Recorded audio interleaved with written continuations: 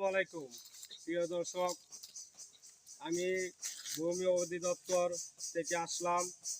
জরিপের মাপ আসছে কিছুজনের মধ্যে সেটেলমেন্টের। তো যাদের জমি দখল হয়ে গেছে, অন্য দখল করে খাচ্ছে, বাপ দাদার সম্পদ রাইকা অনেকেই নিজের সম্পদ নিজে ভোগ করতে পারে না, অন্যজনের দখল সূত্রে খাচ্ছে।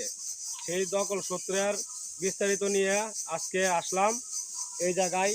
আয়সা দেখেন, একজন ছোট ভাই খবর দিছিল ভাইয়ের বাড়ি, বাপ দাদার বাড়ি, পূর্বপুরুষের বাড়ি দখল হয়ে গেছে। এই দখলের বিস্তারিত জানার জন্য আসলাম। তো ভাই, আপনাদের এই জায়গাটা তার আন্দারে এখন বর্তমানে আছে, আগে কাজ ছিল? আগে আমাদের এই বাপদাদার জায়গা ছিল ওইদিকে, তারা আমার জায়গা নিয়ে দখল করে খাচ্ছে। তারা এই যে জায়গাটা দেখছেন, একটু সামনে আসেন ভাই, এই যে জায়গাটা দেখছেন, এর আগে আমাদের ছিল এই জায়গাটা, তারা নতুন তো কাওলা করে খাচ্ছে। আমাদের জায়গাটা এখন দল করে দিচ্ছে ভাই।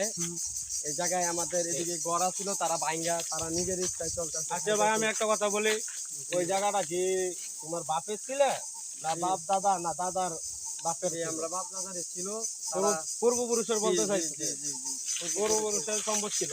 তো গায়েস, ওই জায়গাটা দেখেন, ওটা তার পূর্বপুরুষের সম্পদ ছিল, ওটা দখল হয়ে গেছে।